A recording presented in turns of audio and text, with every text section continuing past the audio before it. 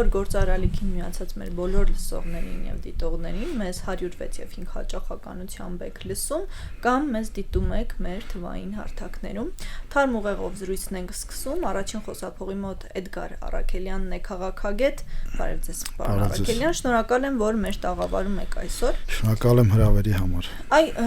Ընտրությանը քիչ ժամանակ է մնացել եւ այս վերջին ժամանակահատվածում հատկապես տարբեր կողմերից ընդդիմությունը իշխանությանը անդադար ասում է թուրքամետ, ադրբեջանամետ, իրենց շահերն են առաջ տանում կամ ինչ որտեղ Եվրոպայի հետ են այսպես շատ սերտ գումարների միջոցով փորձում իրենց կարևոր հարցերը լուծել, օրինակ հիբրիդայինի դեմ պայքարը, որը կարծես թե իրենք համարում են չկա, իսկ իշխանությունը այլ բան է ասում, ընդդիմությանը ասում է, որ ռուսամետ են եւ հատկապես այն Նիկոլ Փաշինյանը շեշտում է, որ այն 3 հիմնական ուժերը, որոնք դաշտում առկա են, ռուսական շահերի այսպես պաշտպանն են, բայց ամեն դեպքում Նիկոլ Փաշինյանը դրան զուգահեռ ասում է, որ մեր հարաբերությունները Ռուսաստանի հետ լավ են։ Առհասարակ այս խոսույթները, որոնք շրջանառվում են, նախընտրական տրամաբանության մեջ են, թե իրականությանը ինչ որ չափով համապատասխանում են։ Տեսեք, ինչ վերաբերում է թուրքամետ արտահայտությանը, սա էլի դրսից ներմուծված խոսույթ է Հայաստանի քաղաքական դաշտ, որպեսզի ցույց տան, որ իբր իշխանությունները այսպես պրոթուրքական քաղաքականություն են վարում, սա ոչ միայն վերջին ժամանակահատվածի, այլ եթե իրականում փորձենք ուսումնասիրել մեր պատմությունը, կհասկանանք, որ սա երևի վերջին 200 տարվա խոսույթ է մեր իրականության մեջ, ինչու՞ն է կայանում այդ խոսույթի էությունը, որ կոնկրետ աշխարհակաղակական կենտրոնից փորձվում է Հայաստանի հասարակությանը ուրեմն ներշնչել այն սին կամ կեղծ ուրեմն գաղափարը, որ եթե չլինի օրինակ կոնկրետ երկիրը կամ Ռուսաստանը տվյալ դեպքում, ապա թուրքերը կներխուժեն Հայաստան, ապա չգիտեմ Հայաստանը կթուրքացվի եւ այլն, այսինքն փորձում են հայ հասարակության մեջ այդ ստեղծել այլընտրանքների բացակայությունը, այսինքն կամ Ռուսաստան է կընտրում կամ Թուրքիա եւ հետեւաբար նաեւ այս խոսույթն է բերվում մեր քաղաքական եւ հանրային դաշտ, որպեսզի մեր քաղաքացիներին այսպես վախեցնեն, սարսափեցնեն եւ այլն, բայց ես համոզմունք ունեմ, որ մեր քաղաքացիները հատկապես վերջին 5-6 տարիների իրադարձություններով պայմանավորված հասկացել է իրողությունները եւ այլևս տուր չի տալիս նման խոսույթներին։ Իսկ ինչ վերաբերում է, այո, ես կարծում եմ, որ մեր քաղաքացիները մեծամասամբ տուր չեն տալիս նման խոսույթի եւ հասկանում են, թե այդ խոսույթը որտեղից է գալիս, այո, սա հիբրիդային պատերազմի ուրեմն գործիքներից կամ խոսույթներից մեկն է։ Ես դες հետ կհամաձայնեի թուրքամետության մասով կամ մի հստակ զանգված, ով ասում է, որ նման բան չկա, թուրքամետություն չկա, ադրբեջանամետություն չկա, իրեն շահերի առաջ տանել չկա, բայց հակառուսական տրամադրությունները այդ խոսույթի ֆոնին մշտապես այսպես ակտիվանում են, մենք դա լավ նկատում ենք։ Այդ մասով ինչ կասեք։ Տեսեք, ինչ են ասում նաև թուրքամետ, երբ որ Հայաստանը հայտարարում է, որ ինքը ուզում է իր հարևանների հետ հարաբերություններ կարգավորի, տվյալ դեպքում Թուրքիա եւ Ադրբեջանի, որ Հայաստանը ուզում է բացի սահմանները Ադրբեջանի եւ Թուրքիայի հետ, որ Հայաստանը ուզում է առևտրատնտեսական հարաբերություններ, դիվանագիտական հարաբերություններ հաստատել Թուրքիայի հետ կամ Ադրբեջանի հետ, սա բնականաբար կոնկրետ աշխարհակաղակական կենտրոնի ձեռնտու չի, քանի որ երկար տարիների ընթացքում այդ աշխարհակաղակական կենտրոնը այս տարածաշրջանում եղել է այդ հարաբերությունների չկարգավորման արդյունքում, այսինքն իրանք ըստ էության փորձել են հնարավորինս խոչընդոտել այդ հարաբերությունների կարգավորումը, քանի որ եթե Հայաստանի ներքաղաքական օրակարգից դուրս է գալիս, այդ ուրեմն հերանեկարը, որ եթե օրինակ Հայաստանը, տեսեք ինչ են ասում են, որ պետքա երաշխավորներ լինեն, չէ, այսինքն էլի նույն այսպես քաղաքականություն են տանում եւ վերջին մի քանի տասնյակ տարիների փորձը ցույց է տվել, որ չնայած մենք ունենք երաշխավոր, բայց այդ երաշխավորը անհրաժեշտ պահին մեզ օգնության չեկավ եւ իր խոստացած երաշխավորության այդ մեխանիզմները չկիրառեց։ Հետևաբար մեզ մնում է հաջորդ ուղղությունը, այդ ուղղությունը, որպեսզի մենք ինքներս կարգավորենք հարաբերությունները մեր ուրեմն հարևանների հետ եւ դրանով չեզոքացնենք շատ սպառնալիքներ։ Իսկ ինչ վերաբերում է հակառուսականությանը, ապա այստեղ թերևս եթե կան հակառուսական ուրեմն տրամադրություններ Հայաստանի Հանրապետությունում, ապա դրա գեներացնողը ոչ Հայաստանի իշխանություններն են, ոչ էլ այսպես Հայաստանի ապագան եվրոպական չափանիշներով պատկերացնող քաղաքական ուժերը կամ քաղաքական գործիչներն են 44 օրյա պատերազմը հերիք էր, որպեսզի Հայաստանում հասկանային կամ, չգիտեմ, 22 թվականի այդ ռազմական գործողությունները բավարարեին, որպեսզի Հայաստանի քաղաքացիները վերջնականորեն հասկանային, թե ինչ է իրանից ներկայացնում է ռազմավարական գործընկերը։ Բայց հաշվի առնելով այն, թե մենք ինչ կապվածություն ունենք Ռուսաստանի Դաշնության հետ, սրել ամեն դեպքում այդ խոսակցությունները, այդ տրամադրությունները արդյոք մեզ լավ տեղ կարա տան։ Տեսեք, այդ խոսակցությունները սրում են հենց ռուսամետ քաղաքական ուժերը։ Իրենք փորձում են հայաստանյան քաղաքական դաշտում լինեն այսպես մոնոպոլ դիրքում հայ-ռուսական հարաբերությունները զարգացնելու տեսանկյունից եւ բնականաբար երբ որ ներկայիս իշխանությունը էլի փորձում է հարաբերություններ կարգավորել Ռուսաստանի հետ, դա իրենց ինչ որ առումով ձեռնտու չի, քանի որ դա իրենց այսպես ասենք քաղաքական դիվիդենդ է, իրանք ուրեմն դիրքավորվում են այդ դաշտում, բայց իրականության մեջ մենք տեսանք վերջին հանդիպումը Հայաստանի ղեկավարի եւ Ռուսաստանի ղեկավարի, մենք տեսանք հայտարարությունները նաեւ պաշտոնական մակարդակով, մենք տեսանք նաեւ Հայաստանի վարչապետի ուրեմն հայտարարություն այն մասին, որ Ռուսաստանի հետ տեղել են բավականին պրոդուկտիվ բանակցություններ եւ շատ հարցերում այդ թվում նաեւ անվտանգային ոլորտի ըստ էության պայմանավորվածություններ են ձեռք բերել, իսկ մնացած խոսակցությունները դրանք այո հայ-ռուսական հարաբերությունները լարելու այսպես համատեքստ ունեն եւ այդ տեսանկյունից ես կարծում եմ որ պետքա նաեւ Ռուսաստանում էլ ուշադրություն դարձնեն, թե իրենց պրոռուսական ուժերը այստեղ ինչով են զբաղված։ Այ մինչև այսօր էլ քննադատվում է այն, որ Հայաստանում կան ուժեր ընդդիմադիր դաշտում, ովքեր հստակ աջակցություն ունեն ռուսական կողմից։ Բայց ես ուզում եմ հիշեցնենք, որ J.D. Vance-ը եկել էր Հայաստան եւ իր խոսքի մեջ նա ուղիղ աջակցություն հայտնեց Նիկոլ Փաշինյանի վերընտրվելուն։ Արդյոք մենք այս նույն տրամաբանության մեջ չենք նայում այս ամենին, դրսի ուժերը որքանով կարող են միջամտել մեր ներքաղաքական հարցերին եւ արդյոք դա իրենց անելիքների մեջ մտնում է թե ոչ։ Տեսեք, Միացյալ Նահանգները ժողովրդավարական երկիր է։ Եվրոպական միությունը դա ժողովրդավարական միություն է։ Եվ այս ուրեմն պետությունների եւ աշխարհակահաղական կենտրոնների համար շատ կարեւոր է ժողովրդավարությունը եւ մարդու իրավունքները։ Եվ այդ համատեքստում բնականաբար թե J.D. Vance-ը, թե Էմանուել Մակրոնը եւ թե մյուս եվրոպական առաջնորդները իրենց համար ցանկալի են նախ եւ առաջ ժողովրդավարական առաջնորդները եւ այստեղ ներքին հարցերին միջամտելու խնդիր չկա, այսինքն մարդիկ, այսինքն նաեւ Հայաստանի Հանրապետության քաղաքացիներն են, չէ, ուզում որպեսզի Հայաստանը լինի ժողովրդավարական պետություն եւ հետեւաբար աջակցություն ժողովրդավարությանը նշանակում է նաեւ աջակցություն ըստ էության Հայաստանի Հանրապետությանը, բայց երբեք J.D. Vance-ը չի ասել, որ Նիկոլ Փաշինյանը պրոամերիկյան գործիչ է կամ, չգիտեմ, երբեք Մակրոնը չի ասել, որ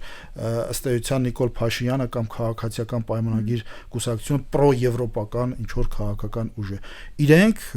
գնահատական են տվել վարվող քաղաքականությանը, վարվող ժողովրդավարական քաղաքականության եւ բարեփոխումներին։ Մինչդեռ մենք Ռուսաստանից ամենաբարձր մակարդակով լսել ենք, որ այս ուժերը պրոռուսական ուժեր են։ Սա նշանակում է, որ այս ուժերը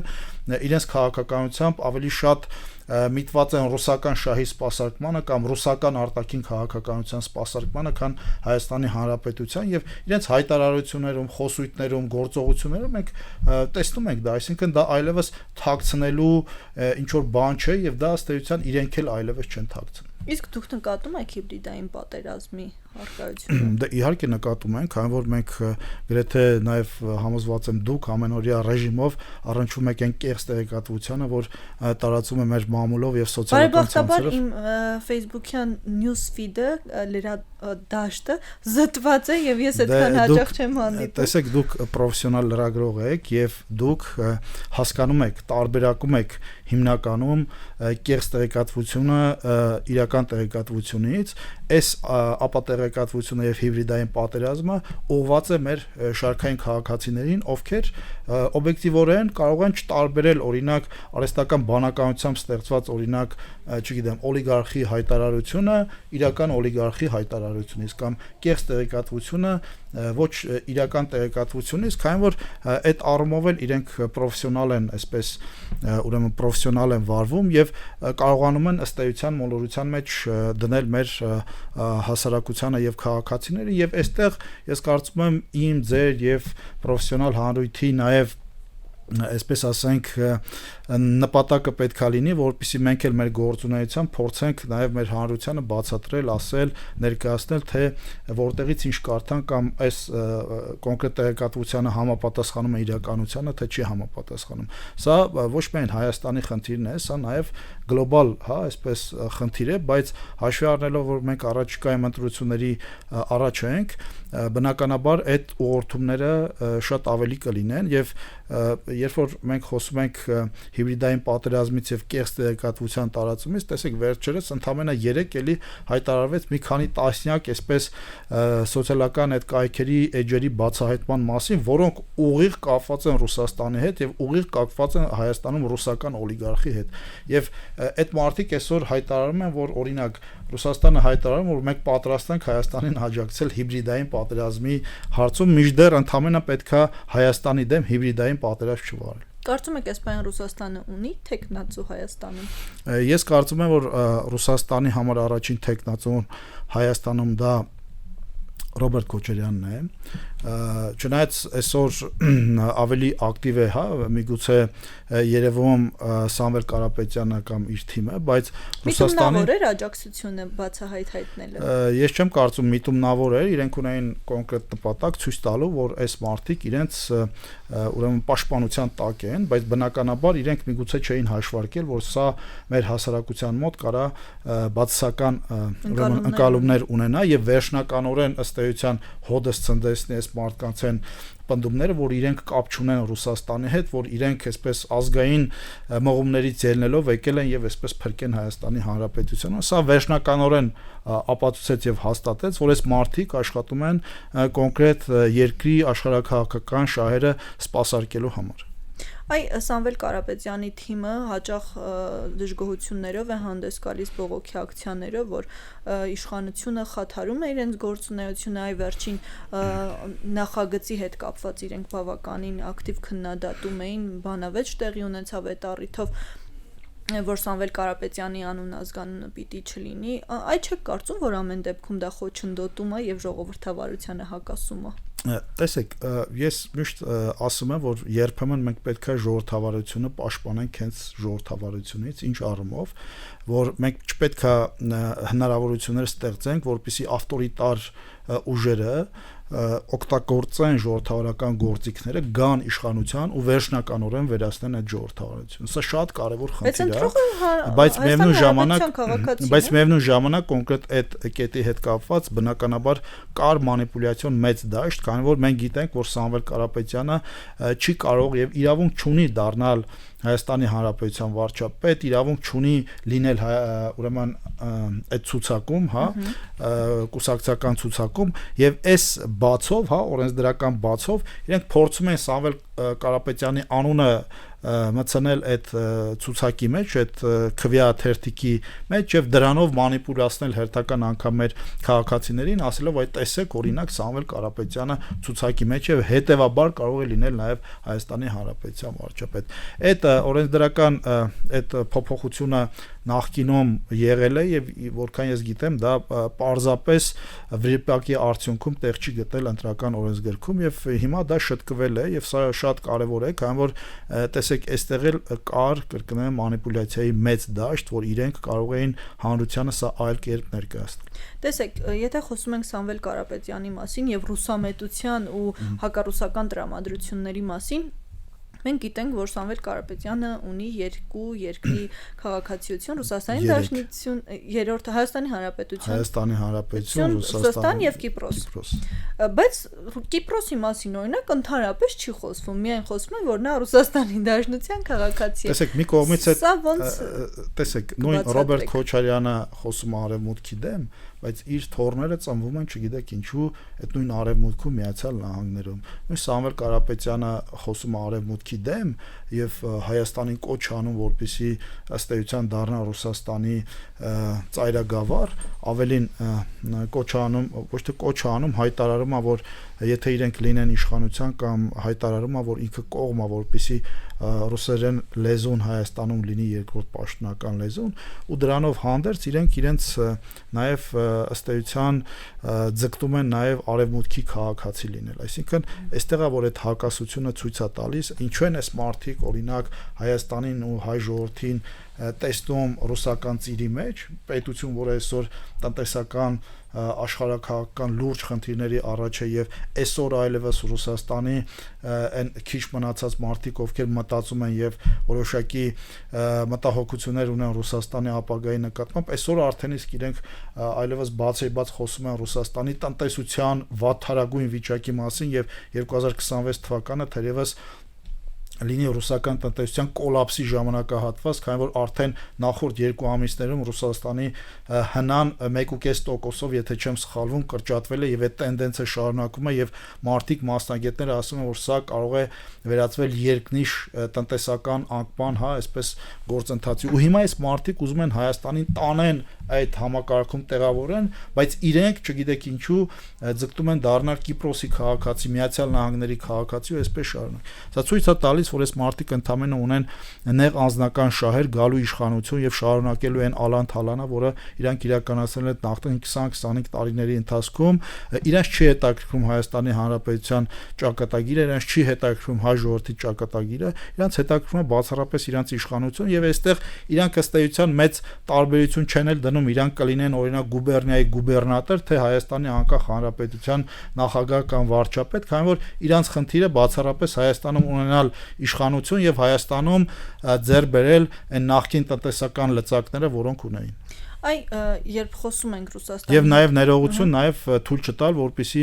այդ հակակոռուպցիոն գործընթացներով իրենց նախկին գողացածը վերադարձվի պետությանը, քանի որ մենք գիտենք, որ այն օրինակ նույն Ռոբերտ Քոչարյանի հետ կապված կա շուրջ $200 միլիոն հակակոռուպցիոն գործընթաց։ Մենք գիտենք, որ Սամվել Կարապետյանի վրա էլ այս պահին արդեն կա փողերի լվացման, եթե չեմ սխալվում, գործընթաց ու այսպես շարունակ։ Այսինքն իրանց հիմնական նպատակը այդ նախկին գողոնը պահելը եւ առաջիկայում էլի այդ գողոնի վրա ավելացնել։ Իսկ իշխանությանը թալանը վերադարձնելն էր, չէ՞։ Ինչպես իշխանության անելիքը թալանի վերադարձնելն է, 8 տարի անցել։ Դե տեսեք, իհարկե այստեղ օբյեկտիվ քննադատություններ կարող են լինել, բայց միևնույն ժամանակ մենք պետք է հասկանանք, որ այդ վերադարձը պետք է լինի ինստիտուցիոնալ հենքերի վրա։ Իսկ եթե մենք գնում ենք գուլակաթափման այդ այս հայտնի գործընթացին, դա հաստատ լավ տեղ չի տանելու, քանի որ այդ նախադեպը ստեղծելով մենք Հայաստանի Հանրապետության հետ կապված շատ մեծ ուրեմն սխալ են գործելու կապված սեփականության իրավունքի, սեփականության իրավունքի խախտման հետ կապված, քանի որ մեր ներկայիս քաղաքական, սոցիալ-տնտեսական հարաբերությունների հիմքը հենց սեփականության իրավունքն է։ Եթե մենք աչքաչափով վերցնում ենք ու ասում ենք, չէ, այս քոնը չի անկախ նրանից դու կապացես, չես ապացի, ապա դա շատ վատ նախադեպ է ստեղծելու հետագայում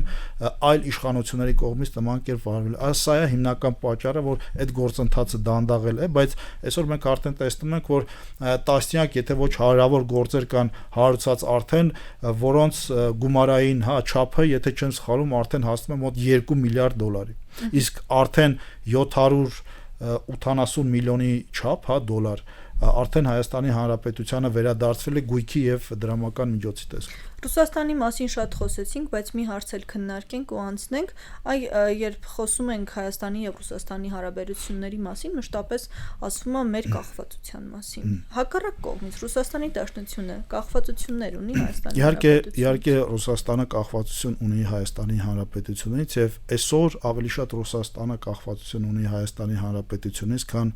Հայաստանի Հանրապետությունը Ռուսաստանի Դաշնությունից, ինչի, որովհետեւ մի քանի հանգամանքներ կան։ Նախ այսօր փակօթային տարածք, բացի փակօթային տարածքը, նույն գազի խնդիրն է, չէ, այսպես շատ խոսվում։ Այսօր Ռուսաստանից դադարել են այլևս եւ 27 թվականի հունվարի 1-ից Եվրոպական միությունը դադարում է ամբողջությամբ ռուսական գազ օգտագործել։ Սա նշանակում է, որ Ռուսաստանը այլևս կորցնում է իր եկամուտների ամենամեծ աղբյուրը, գազի վաճառքից ստացվող եկամուտները։ Իրացման խնդիր առաջանում։ Ռուսաստանը այսօր կոպեկներով գազ է վաճառում Չինաստանին եւ ինչ որ Հնդկաստանին, կոպեկներով ուրեմն նավթ է վաճառում Չինաստանին եւ Հնդկաստանին։ Տեսեք, Ռուսաստանի նախագահը հայտարարեց, որ Հայաստանին $175 գազ են տալիս 1000 խորանարդ մետրի դիմաց, բայց դա այդպես չի, $175 իրենք հայ-ռուս ներողություն Գազպրոմը վաճառում է Գազպրոմին, այսինքն Գազպրոմը վաճառում է Գազպրոմին, Գազպրոմի այդ դուստր ձեռնարկությունը Հայաստանի Հանրապետությունում մոտ $400 վաճառում է Հայաստանի քաղաքացիները, այսինքն այդ գազը մենք գնում ենք Գազպրոմից ըստ էության $400 ոչ թե ուրեմն եղել են ժամանակներ վերջի տարիներին մինչև պատերազմը 2022 թվականին, երբ որ Հայաստանը ինչ որ առումով գրեթե եվրոպական մակարդակի հետ գազի գին է վճարել Ռուսաստանից, եթե համեմատում ենք Չինաստանին վաճառող գազի գնի հետ եւ Հայաստանում վաճառող գազի գնի, ապա ես վախենամ, որ Չինաստանին ու Ռուսաստանը ավելի էժան գազ է վաճառում, քան իր դաշնակից Հայաստանին, բայց դրանով հանդերձ պետք է հասկանանք, որ այսօր Ռուսաստանը գազը վաճառելու խնդիր ունի։ Այսօր Գազպրոմը աշխատում է ուրեմն ոչ շահույթով, Գազպրոմը աշխատում է կորուստով եւ նույնիսկ 2.5 միլիարդ խորանարդ մետր գազը Գազպրոմի համար շատ մեծ թիվ է, չհաշված մյուս ոլորտները։ Մենք գիտենք, թե վերջին հատկապես ամիսներին Ռուսաստանում ինչպիսի գնաճ է տեղի ունեցել եւ այդ գնաճի ֆոնին փակել ուրեմն Հայաստանից գնացող տարեկան մի քանի հազար տոննա միրգ եւ բանջարեղենի եւ սննդի ճանապարհը դեպի Ռուսաստան, սա նշանակում է շատ ավելի մեծ ազդել այդ գնաճի վրա եւ ըստ էության նաեւ դեֆիցիտ առաջացնել ապրանքների։ Մյուս կողմից, երբ որ խոսում են շուկաների մասին, ապա պետք է հասկանանք, որ մեծ առումով Հայաստանը իր կամքով չի գնացել այդ ԵԱՏՄ։ Նախ այդ կախվածության մասին բնական է, եթե դու գտնվում ես ԵԱՏՄ տնտեսական գոտում, դա բնական է եւ օբյեկտիվ է, որ քո առևտրատնտեսական հարաբերությունները ԵԱՏՄ երկրների եւ տվյալ դեպքում Ռուսաստանի հետ շատ ավելին պետք է լինեն, քան որ դու արհեստականորեն ստեղծում ես բարիերներ, որպեսզի երրորդ երկրների հետ նույն ռեժիմներով առևտուր եւ տնտեսական հարաբերություններ չլինեն։ Բայց դրանով հանդերձ պետք է հասկանանք, որ ոչ թե Հայաստանն է ժամանակին ցանկացել գնալ ԵԱՏՄ, այլ մենք գիտենք, թե Հայաստանին ինչպես քարշ տվեցին մեկ գիշերվա մեջ դարձրեցին Մաքսային միության, հետո ԵԱՏՄ-ի անդամ խոստանալով անվտանգային երաշխիքներ։ Թե ինչ տեղ ունեցավ այդ երաշխիքների հետ մենք տեսանք 2020-ից 22-3 թվականներին, իսկ տնտեսական զարգացումների հետ կապված այո կարող են լինել խնդիրներ, այո եթե Ռուսաստանը որոշի մի օր սանկցիաներ կիրառել, բայց դա նաև ունի քաղաքական եւ տնտեսական գին, աշխարհաքաղաքական գին Ռուսաստանի համար։ Հայաստանը դուրս կգա վերջնականապես ՀԱՊԿ-ից, Հայաստանը դուրս կգա ԵԱՏՄ-ից, տեսեք, իրենք նման կերպ վարվեցին նաև զենքի հետ կապված, երբ որ Հայաստանը վճարել էր մի քանի $100 միլիոն եւ այդպես էլ Ռուսաստանը ոչ զենքը տվեց, ոչ այդ գումարը հետ տվեց։ Իրենք երևի մտածում են, որ Հայաստանը այլ ընտրանքներ չի ունենա, բայց այսօր փառք Աստծո Հայաստանը շատ ավելի մեծ այլ ընտրանքներ ունի, Հայաստանը շատ ավելի մեծ հնարավորություններ ունի, ոչ միայն երրորդ երկրներից զենք գնելու, այլ նաև երրորդ երկրների տեխնոլոգիաները Հայաստանում օգտագործելու եւ սեփական ռազմարդյունաբերությունը զարգացնելու համար։ Ինչ է սպասվում Հայաստանի Հանրապետությանը, եթե ընտրվում է Նիկոլ Փաշինյանը վերստին եւ ինչ է սպասվում, եթե ընտրվում են այլ ուժեր։ Սկսեմ երկրորդ մասից, եթե ընտրվում են այլ ուժեր, հայտնի ուժերը, իրենք այլևս սահմանել են թե ինչ է լինելու, իրենք վերջնականորեն այս խաղաղության գործընթացը դադարեցնելու են, իրենք ինչպես հայտարարել են, վերաբանակցելու են այն փաստաթուղթը, որ այսօր արդեն նախաստորագրվել է Հայաստանի եւ Ադրբեջանի միջեւ, սա նշանակում է, որ այլևս պատերազմական իրավիճակի վերասկսում Հայաստանի Հանրապետության շուրջ, սա նշանակում է նաեւ տարածքային պահանջներ ոչ միայն Ադրբեջանին, այլևս նաեւ Թուրքիային, քանի որ մենք գիտենք, թե ինչպիսի սիմվոլիկաներով են իրենք այս նախընտրական ուրեմն այս ընտրություններին հանդես գալիս, մեկը Արարատի սիմվոլով, մեկը Հայաստանի Ղարաբաղի այս քարտեզներով ու այսպես շարունակ, եւ այս պարագայում բնականաբար Ադրբեջանին հնարավորություն է տրվելու, օրինական հնարավորություն է տրվելու Հայաստանի ռազմական հարվածներ հասցնելու եւ ինչպես իրենք նախկինում հայտարարել են, կանխարգելիչ հարվածներ հասցնելու եւ դա համոզված եղեք Ադրբեջանը եւ Թուրքիան իրականություն կդարձնեն։ Իրենց հիմնական նպատակը նաեւ այդ նոյեմբերի 9-րդ կետով Ռուսաստանին եւ Թուրքիային կրկնեմ Թուրքիային նաև այդ միջանցքի տրամադրումն է եւ ըստ էության դրանով վերջնականորեն կմասնատվի Հայաստանի Հանրապետությունը, այն ինչ որ ասում եմ չափազանցություն չէ, այն ինչ որ ասում եմ դա իրականությունն է եւ դրա մասին իրենք հայտարարել են եւ Հայաստանը վերջնականապես կդարձնեն ռուս-բելարուսական միութենական պետության անդամ եւ իրենք այսպես որպես կվազի պետության ղեկավարներ կամ ինչ որ ժամանակ արդեն գուբերնատորներ Հայաստանում այսպես սերնդեսերունդ կղեկավարեն, դա է լինելու Հայաստանի հերանեկարը, եթե ընտրություններում հաջողություն են գրանցում Սամվել Կարապետյանը, չգիտեմ Գագիկ Ծառուկյանը եւ Ռոբերտ Քոչարյանը։ Գյումրու սցենարն եք պատկերացնում։ Տեսեք, Գյումրու սցենարը մի դրական այսպես հանգամանք ունի, Գյումրու սցենարում գյումրեցիներին խաբեցին եւ հիմա չնայած նրան, որ հայտարարում են, որ ոչ մի պարագայում ձայն չեն տա ըստ էության այդ Վարդան Ղուկասյանին, բայց մենք տեսանք թե ինչ տեղ ունեցավ, այստեղ էլ սցենարը մոտարապես այդպիսին է, ինչպես ես նշեցի, Ռուսաստանի հիմնական թեկնածուն դա Ռոբերտ Քոչարյանն է եւ եթե իրենք ուրեմն ձայներ կարողանան ստանալ, ապա իրենք Ռոբերտ Քոչարյանին դարձնելու են Հայաստանի Հանրապետության վարչապետ, ինչի Ռոբերտ Քոչարյանը, քանի որ Ռոբերտ Քոչարյանը իր քաղաքական կենսագրությամբ ապացուցել է, որ ինքը Ռուսաստանի զինվորն է եւ ցանկացած հրահանգ Ռուսաստանից ինքը կատարելու է անվերապահ։ Ռոբերտ Քոչարյանը ցույց է տվել, որ մարտի 1-ին ինքը պատրաստ է եղել զոր քանել իր ժողովրդի դեմ եւ եթե հիմա էլ անհրաժեշտ լինի, ինքը դա կանի իշխանությունը պահելու եւ Հայաստանը վերջնականորեն ռուսական գաղութ դարձնելու համար։ Մենք տեսել ենք, թե Ռոբերտ Քոչարյանը ինչպես է իր կառավարման վերջին ամսվա, եթե չեմ սխալվում, ընթացքում Հայաստանի երկաթուղիները ուղղակի կոնցեսիոն կառավարման տվել Ռուսաստանին, որի արդյունքում այսօր մենք ըստ էության կանգնել ենք լուրջ խնդիրների առաջ եւ փաստացի կոմունիկացիաների բացման գործընթացում դա ըստ էության խոչընդոտ է Հայաստանի Հանրապետության համար։ Մենք տեսել ենք գույք պարտքի դիմաց իր այդ ուրեմն գործարքը եւ համոզված եղեք, որ իր վերջին գործարքը կլինի Հայաստանի ինքնիշխանության ոչնչացումը, առավել եւս ինքը թիմից ասում են, որ ներողություն, առավել եւս ինքը մի քաղաքական ուժի հետ է գնում ուրեմն ընտրությունների, որի ներքին շրջանառության փաստաթղթերում հենց սևով սպիտակին գրված է, որ այո, անհրաժեշտության դեպքում պետք է նաեւ զիջումներ լինեն ինքնիշխանության մակարդակի հետ կապված եւ հետեւաբար այստեղ պատրանքներ ունենալ պետք չէ։ Իսկ ինչ վերաբերում է իշխանության, բաց թողեցին, հա, ինչ վերաբերում է ներկայիս իշխանության եւ քաղաքացիական պայմանագիր կուսակցության հաղթելու պարագայում, այդ պարագայում Հայաստանը շարունակելու է խաղաղության այս գործընթացը, այդ պարագայում բացվելու են բոլոր կոմունիկացիաները Հայաստանի Հանրապետության համար, այդ պարագայում թրիփը դառնալու է իրականություն, այդ պարագայում Հայաստան են գալու միլիարդավոր դոլարների ներդրումներ, այդ պարագայում Հայաստանը դառնալու է ոչ միայն տարածաշրջանի, այլ նաև գլոբալ առումով տեխնոլոգիական կենտրոն, այդ գործընթացը ոչ թե այսպես հիմա խոստումների ինչ որ զուտ խոստումներ են, այդ գործընթացը հիմա գնում է, մենք գիտենք, թե ինչպիսի պայմանագրեր կան Միացյալ Նահանգների եւ Nvidia-ի հետ եւ այսօր Հայաստանում կառուցում է ոչ միայն տարածաշրջանի, այլ նաեւ